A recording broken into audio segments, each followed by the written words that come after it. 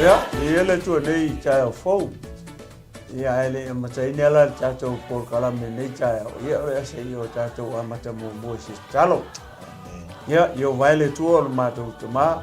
Ai mato tele I fai o senga wenga pe tau tala se upo tasi pe luolo mato tu. Ya e mo lava no mato atu I lau fio. Mo lia tu de tau langa o le loto faftai I lau fio ona o lau tau singa lau pui puinga. Ia malau leo leonga I lo mato wola. Leo mwhai eo na mato wala whai mai nei tai au fau le nei aso e foa iwa e whao popo mai. Ia I aso lo mato wola. Ao mato wau mau ai pēne nei lalo langi e le tu mau e le whai mo I mato. Wa uma ona e sau nia le no whanga e whava vau o lo malo leo lo mato o tua. Mo e matatau ma au o na atu I lau fio. Te maa whaftai mea uma. Tai mo nei aso whaftai lo mato wola tuloi. Whaftai le manava lo e whasoa mai le manava le yo mato tangata. Ia I le aso ma le aso. E pei fo yo nei tai au fau lo mato tua. Te mai le se meo e ai mato te avatu I lau fio. Na o le leo lea I tutonu o mato mutu.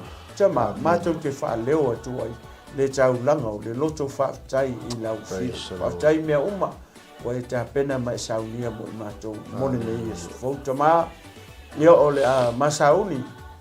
Ma te amataina nei por kalame. Nei foi faso ina leo lau. Ia o se ngā luenga e whai fua pe au noa malau nganga pa ia. Pe au noa malau fio. Pe au noa mau whamanuianga. Pe au noa malau whamalolonga. Lo mātou tua. Le ala leo mua ai o na mao atu ma te talo atu ma wala au wae I lau fio ta mai le tai au le. Ia lilingi maia lo nganga pa ia. Lo nganga pa ia le whetalai. E moli o lau upu. Le wheau ma lau sa vali ai whinangaro maloto lo nuu mauta ngata. E maise o lau e kale sia pa ia I le tai au le te maa. Ia tau lava ina ia. Whaunga mai o ma leo mo ma ngutu. Ia e whetalai pea o nganga pa ia. E te moli o. Lau sa vali ma lau upu le tai au nei. Amataina e lau fio whaiuina e lau fio. Ia fo I atu ao mea umaina ia. Tele ma mawalunga ai se vi inga. O lau fio. Ai tu mau mai le whatau waa. Ia I ma ua o au. I lau suafa. Suafa pa ia, suafa malu. Suafa sili ese. O lo mato ali o Yesu Keriso o matalo ma lau utoi. Amene. Ma amene. Ma amen. Ia. Ia le tua nei taia fau le ava ma le whaalo alo. Whai ea umasoi.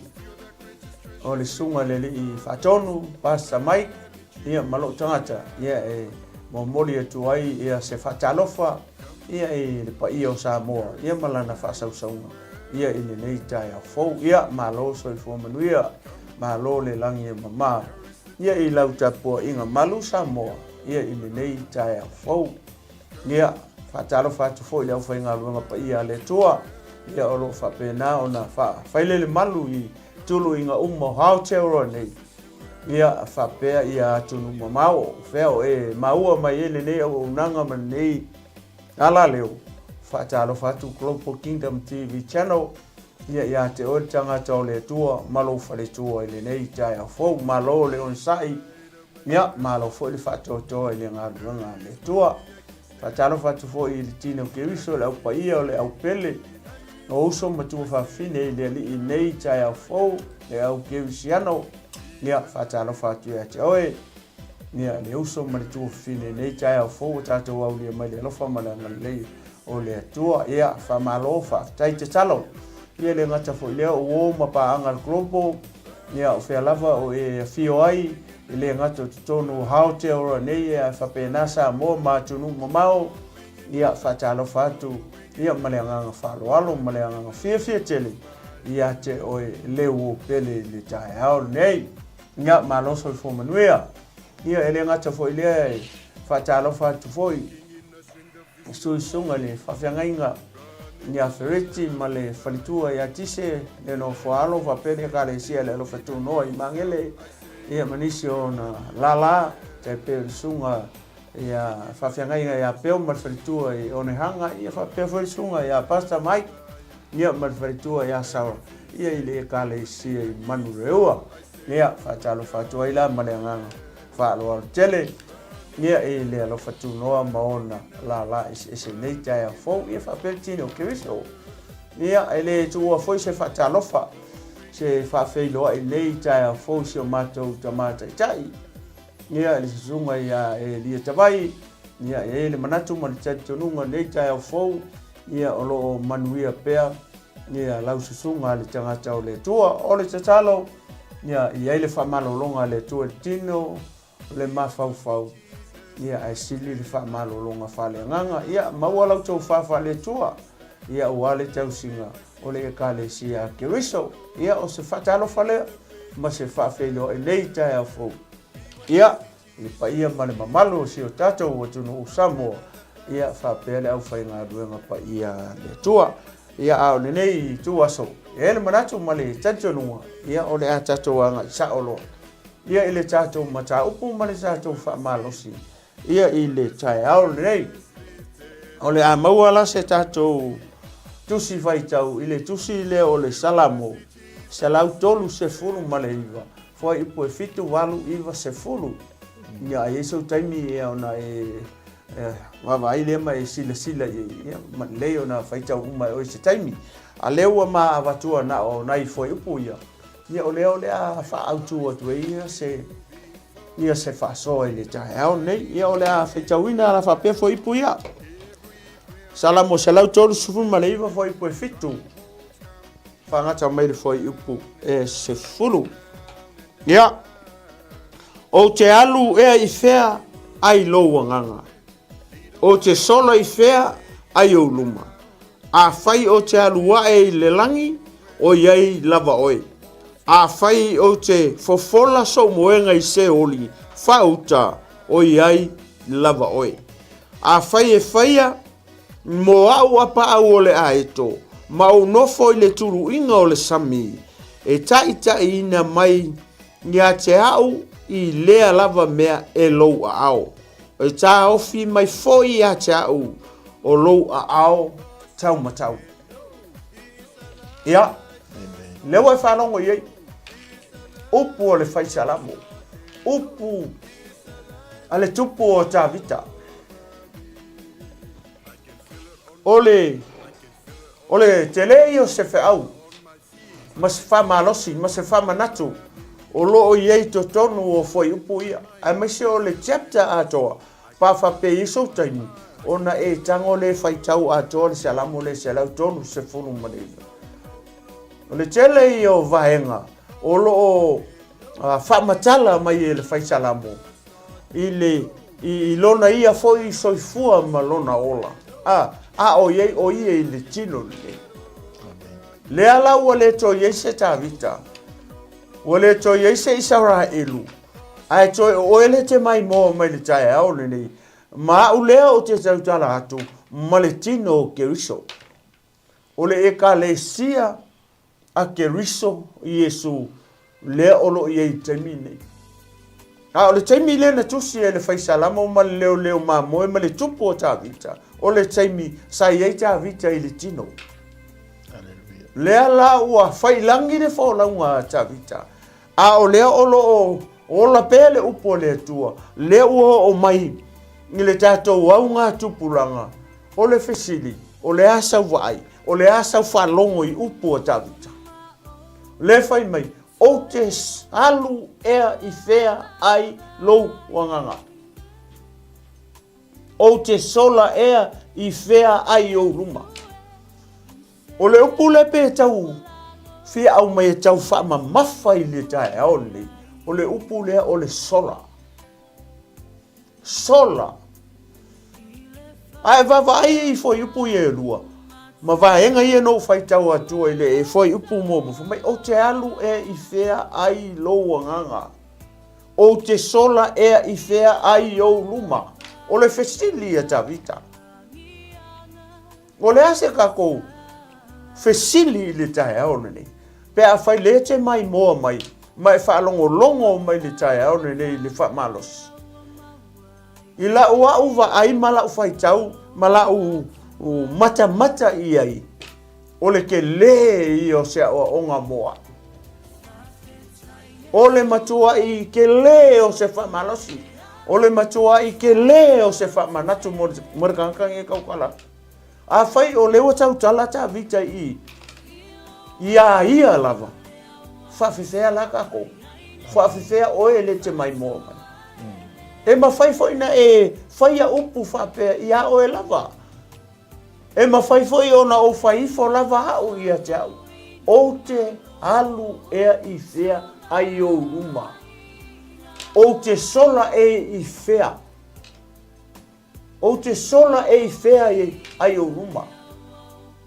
O lona winga, e atangia mai ei. E le ai ma sesi o ka koe mwhainga sola I ruma o le tua. Amen. E le ai ma sesi o tātou, e ma whai ona sola I le nganga o le tua. Ai sea, le anga o le atua, e a fio o ia I so se mea. O le whainga tā le nā. Pe a whai tātou te tau ma whai, I lo tau malosi ma lo tātou malosi, ka kou ke so sola ma le atua. Amen. A o le whai mai, tāwita, o te sola e whea ai loa nganga. O lona uinga, e ata ngia mai I, o le nganga o le atua, e so se mea. O le nganga o le atua I le langi, o le nganga o le atua e le lalangi, o le nganga o le atua e le sami, o le nganga o le atua I maua. O le nganga o le atua I le vangi mongimo, le mea la feo I eva lele e le nganga o le atua. So se mea. Kau kei loa I upo I e tau tala I ta vita I. Ue vai ngofoanga le ta umai, pe koru fa lima ngofoanga le ka umai. A faila e te whima na o te sola I ngofoanga ia, le uma mawha lau atua. O lona winga, o le tali, e le mawhainga ko so sola I ruma o le atua. E le mawhai ona tātou so sola, mai le nganga o le atua, le anga o le nganga o le atua, e so se mea. O le nganga o le atua I Samoa, o le nganga o le atua I Amerika, o le nganga o le atua I Australia, o le nganga o le atua I Ngisila. Whea la le me ke fia sola I. Whamai ata vita, e le leo ngā o sola I le atua. Ai le anga o ngā o sola e se mai le atua Samoa. Va ai po whea le mea ngai ke fia sola I. Pe ke fia sola I maunga, pe ke fia whaiso apa au mai le solo. Pe eri so moenga I se oli. E ei le atua. Whea le mea ngai ke fia sola I. Le leo na tātou so sola I le kua. Ai le anga o ngā kako so sola ese, ma le atua. Ke le kanka whapenganga so sola I le atua, le kongu I, se kai mima whai tau atua. Le ale unga ngā o I tangatanga, le I u le lei, ai sea, le anga ngā so sola ese ma le atua. Kukusa le lei, le tangata whaola ina, ma le tangata le whaola ina. Kukusa lelei, ele mawhainga sola tangata whaola inga I le atua. Ele mawhainga sola tangata ele whaola inga mai le kua. Ele mawhai, e kukusa kako umai luma risile whanga, pa ia marisile whanga hati a le tua. O whea me ke lafi ai, o whea le me ke sola e ke lafi ai. O ngā ole kula whongo mangisi mea, pe ke sola fo e lafi, o ngā ngai ke amio leanga I luto lua. Si de fia oe le tua. E loa mtila fia le tua, le address ngai ke iei ke mingi. Pe a whai o lewa e sola e kia ilo korua mara whanga. Tu lou sa mo mara whafonga di tai ao le. Lewa lua aso, kolu aso, o e sola e se mau makua. Le kau sua e oe o makua I lungo Facebook. A o oe, e le o lilo oe le sida whanga le tua. A le whamai ka vika, o ke sola e whea ai loa. O te halu e whea ai loa nganga. O te sola e whea ai o ruma. Samoa, ma le au ke usiano, le tae ao le nei. E le mawhai lava. O na tātou so sola ese, ma le atua. E le mawhai foi o na tātou o ese, ma le anganga o le atua. Le anga o le anganga o le atua, ei so o se mea. Ia e kari lai oe. Ngai a ke ole kali. O le ia te au lau kali. Ai se o ka ko va ai la ia il mele tau tala i ta vita i. Po fea le mele fie. Le fie sola i ta vita. Pe mafau ta vita sola i. Ale fa mi ta vita. O ke sola e fea yo. O ke alu e fea ai lumo i loanga. Sila fea le i loa le i ta vita. E le mafainga sola. Po fea ko inga sola. Wa e nisi tangata ua manatu. Yengi ni solinga tula fongo ma mea fapenga. Ale sisi de ua. Tu lo sa mo. Alu pule i le ola. Ai le kala le fa mai kongi. Pe ke sola i le oki. Ia i ova. Ia le tua i le kunga mau. Amen. Fai e ke loa. O ke lela wanga sala ua fia sola pule lo ola onga e ke le fia alu le media. Lan mo e sola i. E ke sola mai la le whawhita uli lea. Ma lo wha masingonga mau mea ia whai i. Ai le mawhai ona e sola i lumo le tua. Nanga o ka ngaka i lunga o whanga ele a o lalo o kunga mau e le tua. Pe a whai ke mga o ke sola i lalo o kunga mau e le tua. E leo aku se leo i lalo logo pu ma lo kunga mau e mai oe. Ala i le tua. O ai le i. Ele lei. O na tātou sola i le atua. Ai awange o kako sola ese ma le atua. Ia ma le angang whaalolo pasta. Leo o a matatu whapea.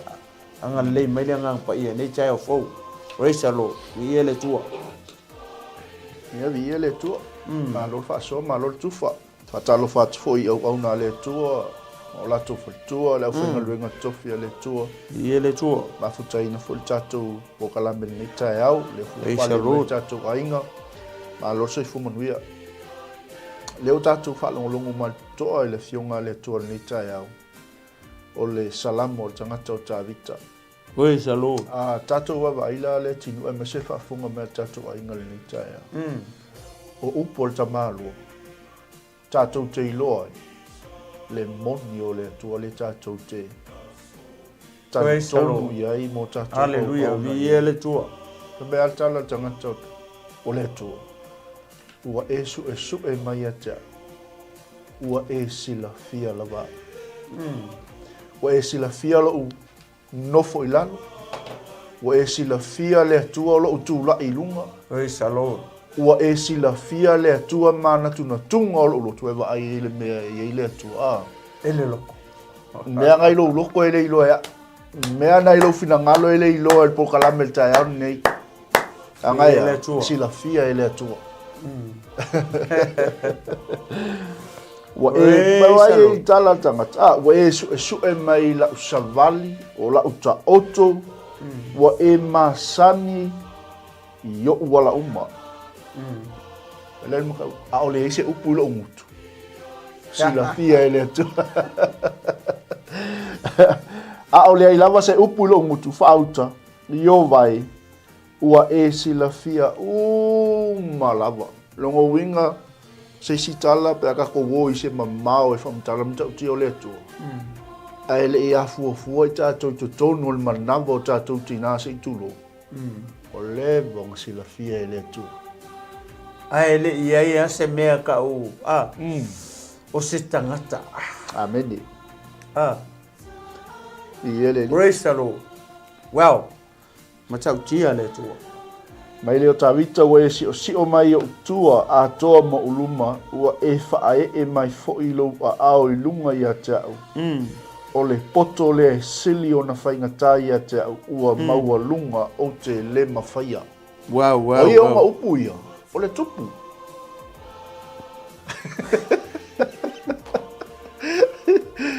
O lona winga, o le alko inga tamai, o le ale to inga poto, o le ale to inga maua lunga wa iaile. Awa onga. Le awa onga. Le whee meitavita. O le poto le wasili, o na maua lunga. Le poto o le to, na te sila fia mea, malawa. Ia. Kako anga i mai lo tatou whaitau ni tae au. E o ai se oli lei ei le tu.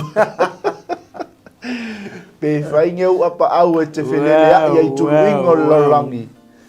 O lai ai a le tu ina. Ia le ma ngai o upu le tangata fo ile ana te sila fia le ilo natu. Amen. Ma nei o upu le tangata fo ile le o lai au na ile atua. Lai au na fa mau. Ava vai o fesili le foi pu o te alu i fea ai loa nganga. O lona winga e tangia mai o le nganga o le atua so se mea. E lunga o le awala. So se mea everywhere. E le nganga o le atua. Alele wo fai mai wo ile vaenga mai o te sola i fea ai yo luma. Le vesa le fiku. O te alu e fea ai loa nganga. O te sola i fea ai yo luma. Pe o te sola e i fea ai loa nganga. Pe afa pe kako e ku. E le mawhai kako so sola i le nganga o le tu. Le anga o le nganga o le tu e so se mea. Hallelujah. E le langi ma la lois fo la langi e Samoa e Amerika e Australia e New Zealand. So se mea, so se atu no o le la langi ne e le nganga o le tu. O lona winga e le mawhai e le tangata na whaia e le atua o le pale a li i o ana ngā luenga o e le ke mai moa mai mama ua le ma ki whaso atu tai au. E le mawhai lau. O na tātou so sola i lo tātou atua rea. Amen.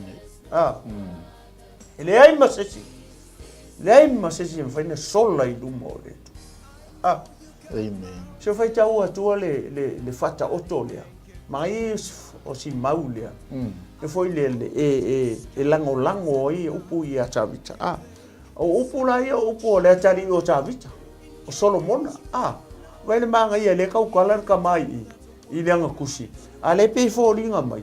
O le afi si mai foi le tutu singa le kari i o kupu. Na tari o Tavita. Langa kusi le o le fata oto. Fata oto la e se fulu lima foi po e toru fa mai. Awa o loo i mea lava fofonga o Yehova o loo matua sila i a mio leanga a toa mai a mio lelei. Ue vai le karinga mai e la kari o kupu langa kusi. O leo fa mai e a kapika i. O te alu e fea ai loa nganga. O ke sola e fea ai o luma le atua pa ia. O leo wakari mai longa kari. Solomona i langa ia foi kusi. Amen. Fa mai awa o lo o i mea lava fofonga o Yehova. E sila i e a mio leanga. Lai fa mua mai e a mio leanga. Pai fai tau iei. Manga ia. Fata o te sifuru lima foi upo e tonu. Ai ene skama i mau wale. Fa mai awa o lo o i mea lava fofonga o Yehova. O lo matua sila ie a mio leanga a toa mai a mio lelei.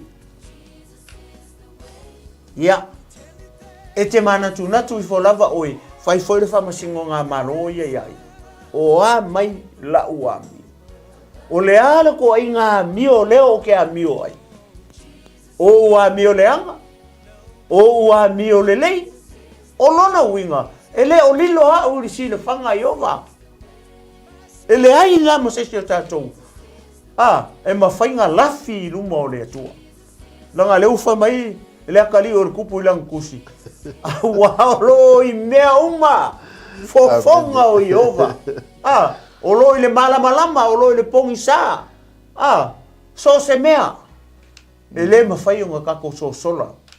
I luma o fofonga o le atua. Le mawhai o ngā kako so sola i le anganga o le atua. Le anganga o le atua. O le kumu ele la rangi mangi. E so se mea. Amen. Fofonga la ia. O le mua makua i sila le mele lui foi lau ka vale. Le mele wa paka ka vale. Kua i sila le fofonga Yehova. Ile address la ke paka ai. E ke leo paka i luma fale, o la ke paka i kua fale. Ele so address. Ese le grace le ke pakai. Ai sia, o nga me fa pea. Sola. Sola lea, sola la lea mio le ngari fa mai fata auto. Oro makua sila fofonga Yehova. Ia mio le anga, vai fa mo mai ia mio le anga. Ko kai. Ne sia la ngala ko le fingal penga la ko sel me pakai. E oi. E pakai fa fingal le ngar ka vale. Ai le fingal.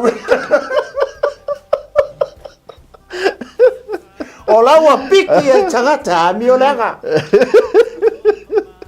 Awa koe ma oe, ona tau uma leo o lua, o lo sila fofonga Yehova ye mio leanga. Hallelujah. Pe kere o paka e. Ale whenga ruanga, I like paka street e laka whenga ruanga. Wata ko nga fiki. Vi ia le tua. Amen. Ama ieri se kaulanga paki e vi ele tua ki kaya. Tau tia. Ia. Sao noi. Kau lo si o ga ka pena. Vi ele tu le chai. Vai tato ainga pele e si o paka se ni ta. Sei fai tau ia fai upu e toi. Ia. Ngin tau i lo le fa umbale. Ia. Baila le fai upu le valu. Fai o te alua i le lang. Ia. O iai lava oi. Ia vai da ia. Whai o te fofola sa umoenga i se oli. Ia. Whaauta. O iai lava oi. Mai whai upo iwa. Whai e whaia mo au apa au o le tae au. Ma o nofo i tulu inga o le sami.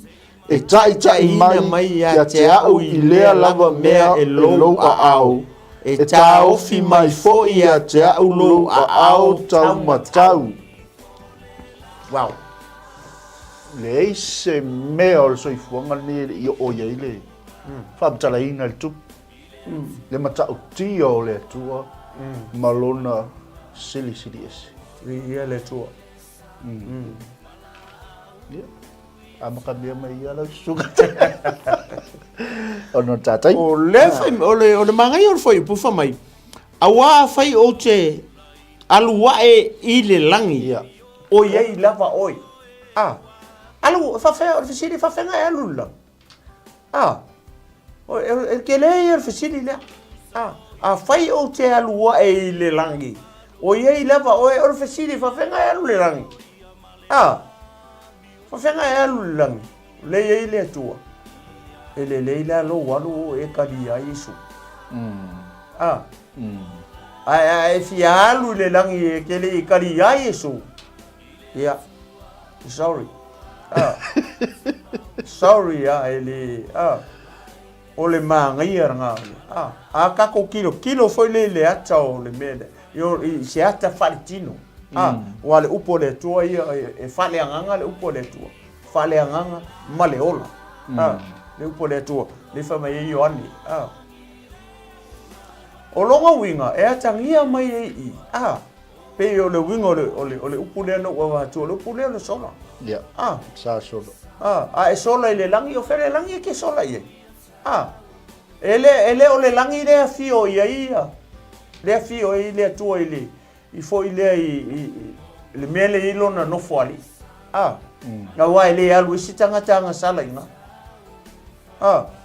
Ele alu sitanga tanga sala inga. Nga tangata waia maua le. Le manuia ma le ola fa. O le langi kai pe o le masinga ma le lama feku. Le ke vai le fai ma o ye kanga ka o mai o o le langi nga. Ele o kaukala le langi fo ele no fo ali o le tua. O le kaukala le langi le ke vai e koi. O le langi longa lua. Le langi longa kolu. Ia ka penga le. Ai le ka penga le. Ele ke le mawale langi nga. Le no fo ali o le tua. Langa kolu langi le o mai ia. E fiongo pa ia le tua. O le langi mua ngi ka ke ile ea. Le mana va tatou. O le langi longa lua le ka ke vai e koe le fe ku masinga ma le la. O le langi longa lua nga. Le langi longa kolu le ka ukala ia. Le apostolo Paulo. Le ua nga ave ia Yesu nga fio Yesu. O le langi longa lua la le ka ke vai aku ei. Le la ma le masinga ma feku ele se ea. Ele se ea inga. E float me uma fo o le manga o le tua malonga sisi ese. Le ala inka min milo le la langi ma me umanga le kausu le poko o kanga ka pe fa fenga fai le tua mbeanga. O le langi longa lua nga. O le langi la nga pete peke e solo peke alu le langi o la ye le tua. O le si me le fa mai. A fai o te eli a fai o ye la a fai o te fofola so moenga I se oli. Fa uta o ye la va oi. Pe la lo winga la tala le fa pe ke fialu fofola so moenga. Fa fenga e alu I la lo fofola lo moenga I la lo se o. Ele ma fainga e alu ola fa fainga me I la lo yo. Le ui uma tangata I le oti. Ale foi ye le tua I. O longa winga. O I ka ke loi le maka o ki o le tua. Amen. Pe le fa mai pe faingi o apa au ma elele ma elele savai elele foi Australia lele mai sila ia ko lele iporu lele solo I fa fa penga e ia le to so se mea a faila o like lele chamio lele imanga ia ai a faila ke lele ke amio le anga nga sa o lola I o le fata auto le fa mai aua oi mea umalavu fofonga o Iova. Amen. O lo matua sila o ia. Ie a mio leanga. A toa ma e a mio le. Ko aila ie. Le ma fai un kaku so sola I lumo le atua. Kako wa ai tangata inga so sola I le atua. O iona. Nga wala au le atua. E alu I o. Amen. Wala au le atua alu. Alu e ave tala le o. Wo o mai o luma le mio le anga tangata manga sala tangata. Ai ku sola. Fola le o ia na uto mana malama. E sola aku o manka penga le tua le me e ko e mau ai ma ko e pu e mai e le o inga fa ke alu ngi ba. Ke le fa ko ke alu I ka sesa. Mo fa ke alu ngi ba. O ngi ba le o ke manga o ke alu ye. Le anga le wo o mai le. Wo o I luma o le tua. Le fa ai unga o le ngu le o ni le. Le ngu au se ko kele o le ngu. Ke lo le konga le fionga pa ia le tua pa wa ai le misionga ma le misionga le le. Kas ngalu ko kas ia I onga I le ngu le o ni le. Ala le menga fa menga fa aula inga uma le ngu o ni neva. E o le kupu. Ai kau mai inga ka ngaka le a fa I tanga tonu se la u no se fulu wa fe. Wo fa aula inga ngi ka ngaka I sau kala inga. Se la u no se fulu wa. Ai lo. Ai vai ai yo. Anga sola. E sola aku a lau ka penga le tua e le me fa ka so sola I no mo le tua. Le si tanga tale ka umai nga sola I luma o le tua. O le kupu apo. Nga waku mai o se fatu e kau o msuru ia. Vai le amio le anga o le tangata. Au umanga fai I kala le pelo feka. O le mea masa ai le koko ngā poka ko masa ai folo koko. O ngā eko ai uli lo koko la mea nga fai ana kota. E fe alu wai ala. Ala popole upu I nga ka ua ko perfecta.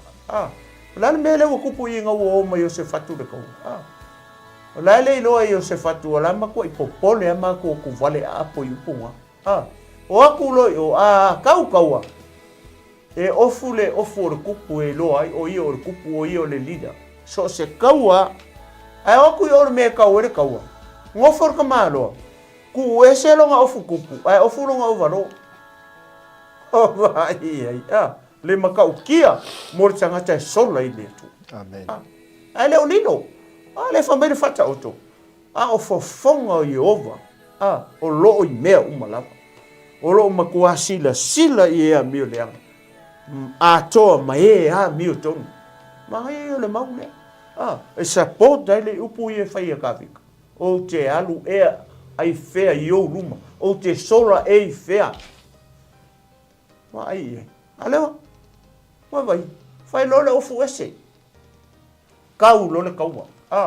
Mga kuanga o I o se faku le fai longa ofu kupu. O le la o I o se faku. Ngai loa I le tupu o suria. E le o apo ngaka le kupu lea. E ese le kupu lea. Ai le o le kupu le afta ia le kupu Suria. E fasi o ke le afta ia apo. Le tupo Samaria. A le kupu iuka le i. A wala ngai a inga ia. Fare kua o le wori ia. Ia ua kau whalongo ko Iosef aku. Ngā le me pe ilunga makasi kulo. Roa. Ai se ngofo foi se kilo aku ke mi ngā la kau. Brother. Ana fai me ua akakala ese ilo ofu kupu ele ofu maka ofu. Sa ka ofu sili fa pena. Le ua kakala ese ofu kupu. Au nge i loa i e Suria. Ai va ai au nge i loa i e Suria ke ua oki. Ai le o lilo le sile fanga le tua. Ele o pongi sa le sile fanga le tua. Ingi ka ngaka o apo. Sa moa malau. Sila malau whaafonga tae angi. E ke fiu e whaingi au whainga I luma le tua. Amen. Pe vari enga lo ulu. E lilo o e leo pe asu e oi. So le iskamba whapenga ingi. Nga le si kamikila le ea mako e lauru enga. Whamai o le ai, whamai leo le ai. Langa e le lau enga. Le mokasu e. Ele enga le uro tangata le mako kisuea. E po. Pe ke fa uru po. Pe fa enga lo uru. E lilo o e la tangata. Ka si la fanga le tua pe ngo mai fata o tu. Ke le lafi. Amen. Ne ma fainga e lafi. Ai sia langa o lai mea uma lava fofonga o yo. Hallelujah. Amen. O le ala lau whainga e ke whai ai. Inga I awange I loa o e le atua. Samoa. E le lilo e. E le lilo a. O e le lilo tātou. Le sila whanga a le atua. Wai vede kala. Lan mea ngā o iei. Wa e se whaku I whaangkula a oki. Ai wa ia kungare ku kaua Suria le ai e se kanka lea. E se kupu lea. O le lopo feire kupo le manga o le kupo Samaria. Amen. Vai le whainga o le tala. Pa kako wawa ai le upo le atua. Whamainga kango le o le sikangaka. Whamainga kango aso ngā whanga whonga le lopo la ua fo I le au kau. A Suria o le lopo feire kupo. Ai wa kango erka maa loa ia. Se I elanga a uro pe kango whanga whape. Kua ele o kikiro I sisi. Pe whanga whape ngai luma. Pe whanga ngai au kafa. Whamewa kangor kangaka ua so o ngā whanga. Lala winga nāmea. Ngā kanga erka maa loa ia. Kua ele ufanga I e pa se ufo le whawhewhe ai. Ai vai le unga. O le ua le atua. Yeleli. E le misi. Ia apo I le unga. A whai o le ngā whanga ngai luma erka maa loa langa u. Pe so ngā whanga po whenga whanga I. O kamara ngā leile rei tā le atua. Praise the Lord. Ka milo mai a whapere uma kilo.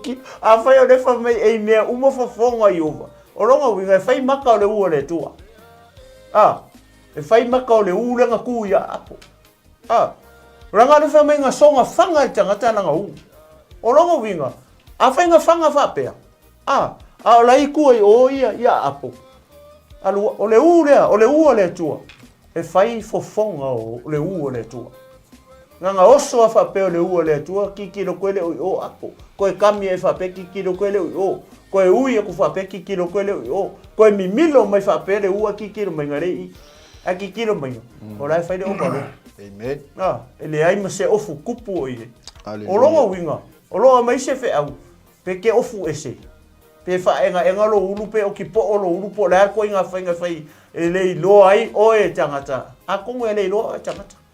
O fofonga I ova. Le whamai e. Ia tā vita ma le maulea. Ke sola e whea ai loa. O ronga winga e tangia mai e. E le haia ma sisi o ka koe mwhainga sola I lumo le atu. Yeleli. Ka kou uma. Peke a mio le lei. E le mwhainga e sola I lumo le atu. Peke a mio le anga. E le mwhai fo I o ngai sola I lumo le atu. Aisia. Le anga o le nganga o le atua. Ei mea uma. Lava. Ia, whai lau whiwhiringa I te tai au. O e kamalele, vi ia le tua. O e kamaleanga, vi ia le tua. Wa ai ke ua ku le u ia oi. Leanga o le u lea, e whai maka o le u o le tua.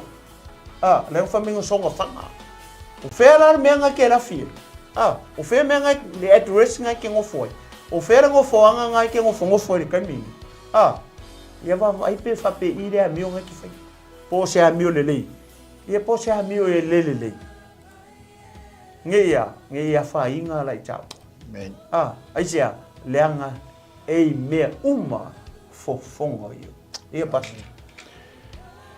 ia le tua taita mani tai au fai uina le tua le matou malu tai au fa le nganga tapena mai foi la au na ia fiu mo le matou por kalame o le uli ai mai no ma mau le ala ele tolo wanga le le ia matou lava au fionga le li wa laulawina mo i matou nei tai au e fa malosia i pe alu matou fa tua fa taitele tama lo ainga mafuta mai ono Yesu Keriso amene ya mon tele tato ainga nei vai ngo le aso tato filo il tato mana il mana vonga luenga ya le tato nga ya tu le tato pokalame ai mai no maulala tapena ina sunga fa fenga inga ya fiu me tau nei masunga to ina le tino malo fom fulu matfato faatu so i fua mai manuia